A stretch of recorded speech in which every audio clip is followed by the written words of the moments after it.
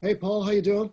I'm good, John. Well, How good. I'm a little up and down, to be Yeah, truthful. I think we all are. Yeah, Yeah. When you got this request, Gary, to perform at the concert hall to an empty room, did you pause and think, hang on a minute, is this something I can actually do?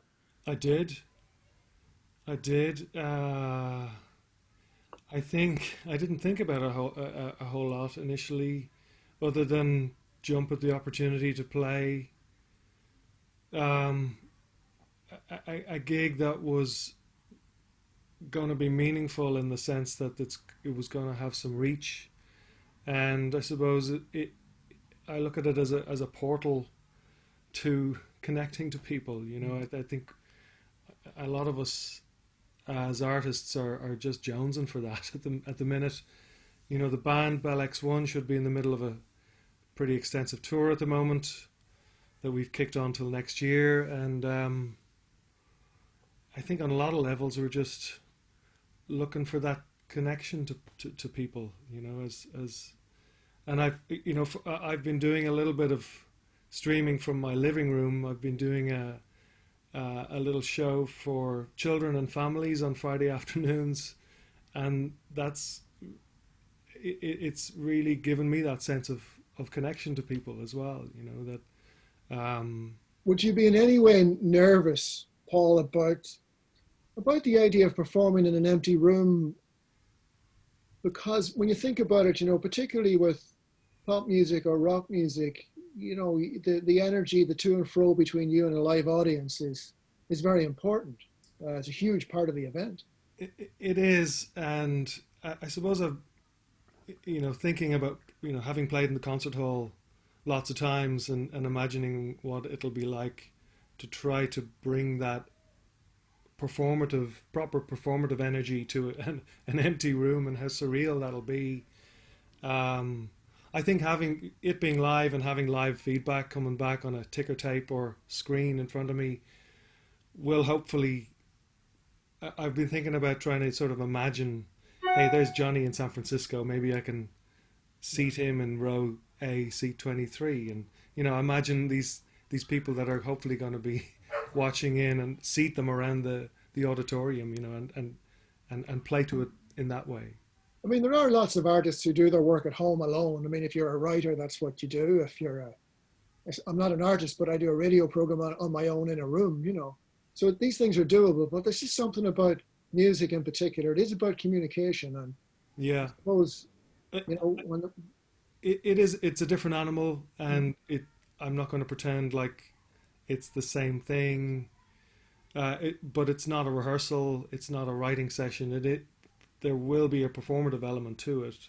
I mean, I've been doing solo shows, small solo shows myself for the last couple of years, and sort of leaning into various projects that I've done over the years and pulling songs from them, as well as the band, as the Bell X1 material. So, I've kind of worked up a way of doing that feels like it connects, and hopefully that will connect in this very odd and new way. I mean, it's in some ways it's like I get feedback from people just who say that it's a more intimate experience.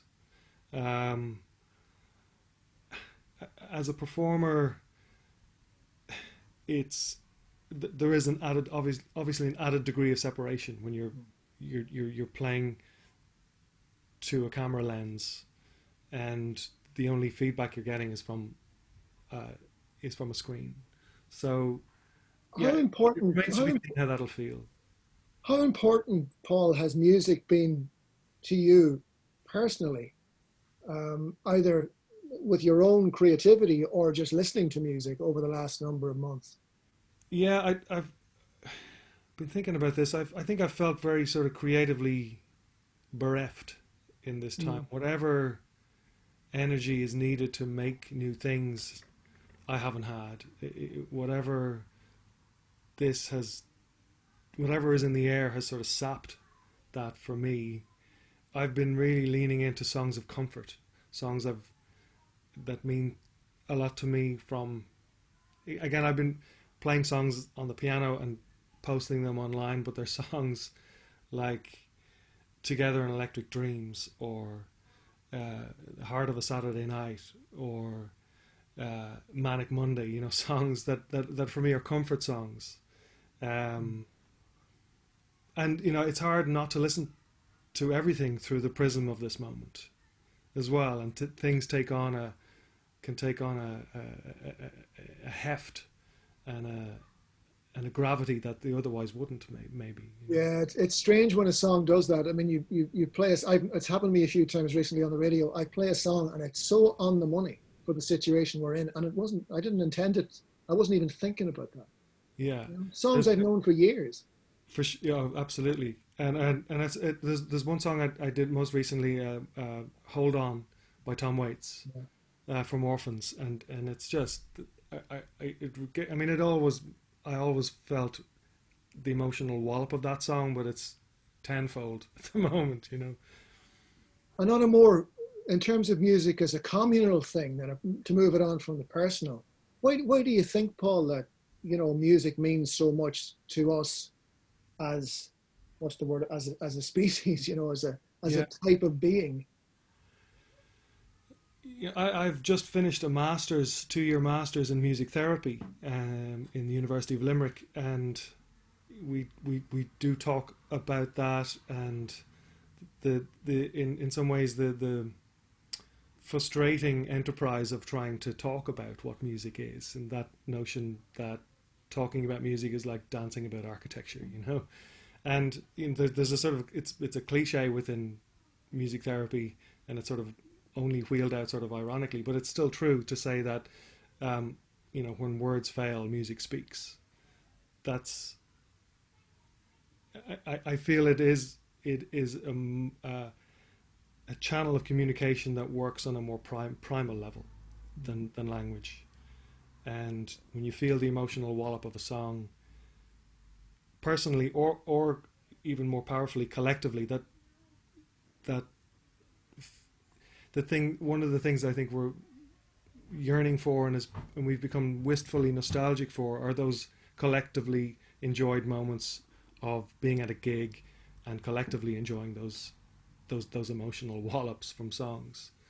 Um, And in circumstances like this, Paul, where things are exceptional, really strange, and we don't really know what's happening to our lives in some ways.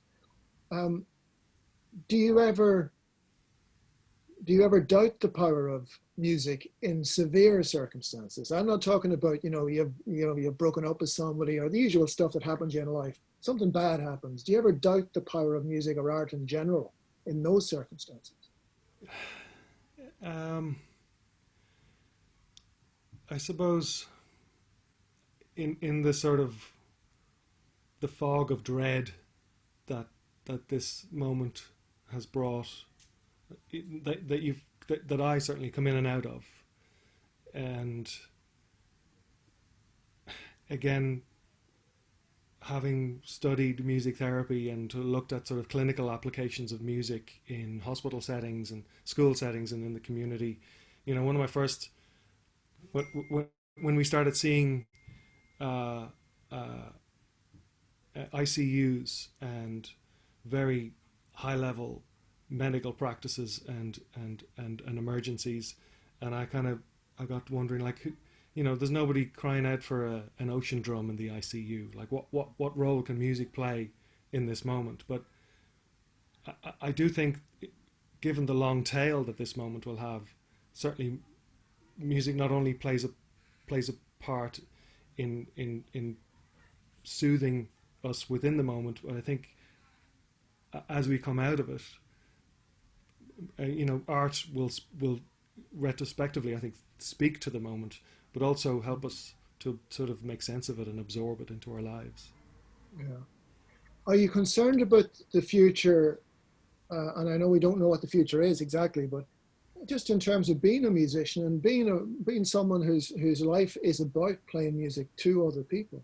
Yeah, yeah, for sure.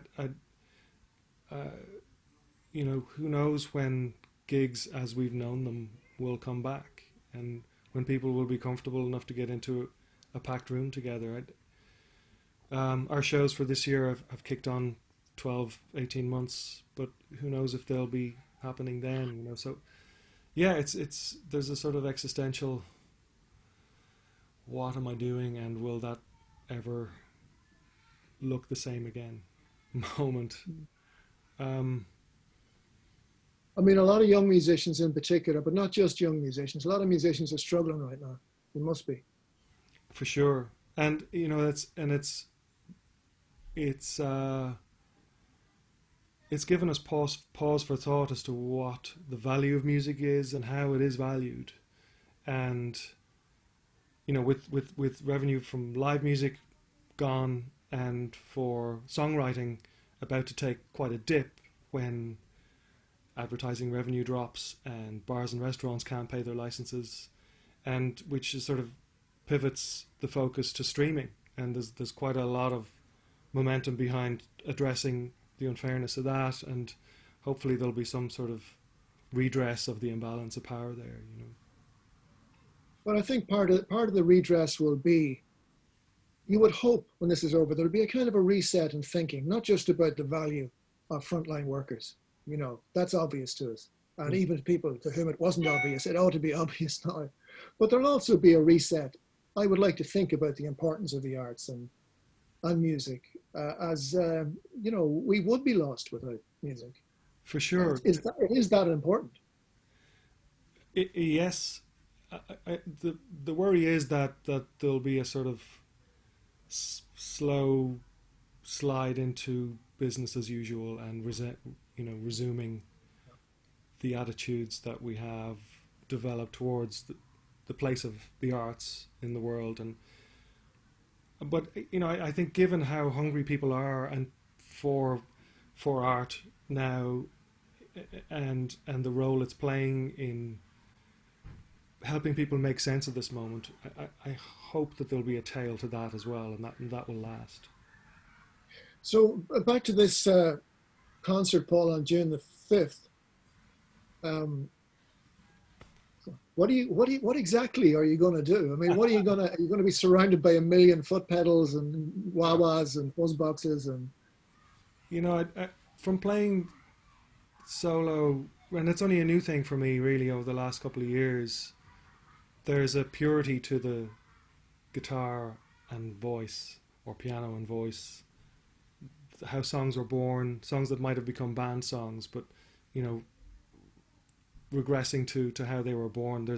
I feel there's a power to that, and I do have some bells and whistles, but there'll be songs, some Bell X1 songs, some songs from a project called Printer Clips, which was a duets project I had.